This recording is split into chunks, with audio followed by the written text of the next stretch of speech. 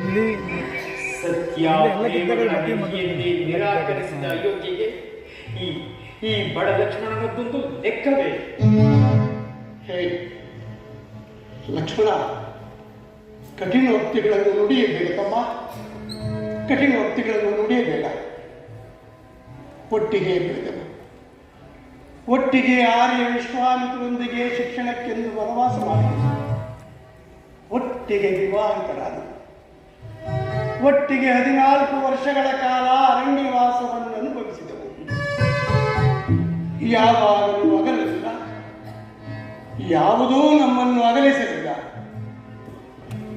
ಈಗ ನನ್ನನ್ನು ಬಿಟ್ಟು ತೆರಳುವಿಯಾ? ಅಂದು ನಮ್ಮ ಜೀವನ ಒಂದಾಗಿತ್ತು. ನಿನ್ನ ಪ್ರಾರ್ಥನಾ ವಾತ್ಸಲ್ಯ, ನಿನ್ನ ನಿಸ್ಸೀಮ ಪ್ರೇಮ, ನಿನ್ನ ಅನುಪಮ ಸೇವೆಗಳನ್ನು ನಾನು ಹೇಗೆ ಮರೆಯಬಲ್ಲೆ?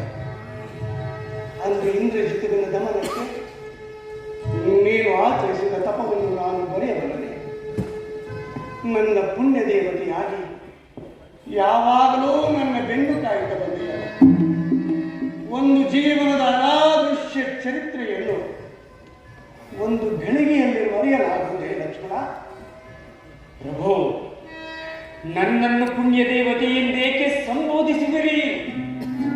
ನಿಮ್ಮ ಪುಣ್ಯ ದೇವತೆ ಇಂದು ಪರದೇವತೆಯಾಗಿದ್ದಾಳೆ. ತನ್ನ ಅನಂತ ಶಾಂತತೆಯಿಂದ ಕಾಡನ್ನು ಕೈಲಾಸವನ್ನಾಗಿಸಿದ್ದಾಳೆ. ನಿರ್ಜೀವ ವಸ್ತುಗಳಿಗೂ ಪ್ರಾಣ ಪ್ರತಿಷ್ಠೆಯನ್ನು ಮಾಡಿ ಪ್ರೇಮ ಸುಧೆಯನ್ನು ಸವಿಸುತ್ತಿದ್ದಾಳೆ.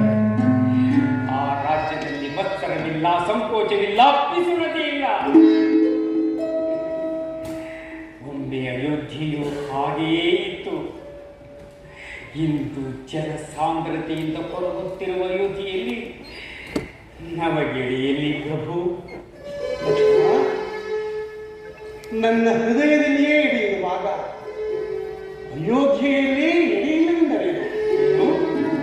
ಅಯೋಧ್ಯೆಯಲ್ಲಿ ಈ ದೀನ ಲಕ್ಷ್ಮಣನಿಗೆ ಎಡೆಯೇ? ಪ್ರಭು, ತಾವು ನನ್ನನ್ನು ಅಪಹಾಸ್ಯ ಮಾಡುತ್ತಿರುವಿರಿ. ಅಪಹಾಸ್ಯವಲ್ಲ ಲಕ್ಷ್ಮಣ, ಸತ್ಯ ಸತ್ಯ. ಅಯೋಧ್ಯಾಧೀಶ್ವರನಿಗೆ ಹೃದಯ ಎಲ್ಲಿಂದ ಬಂತು ಪ್ರಭು? ಅಯೋಧ್ಯೆಯ ಅಮೂಲ್ಯವಾದ ಮಯೂರ ಸಿಂಹಾಸನಕ್ಕೆ ಆ ಹೃದಯ ಬಿಂದು ವಿನಿಮಯವಾಗಿ ಬಿಟ್ಟಿದೆ.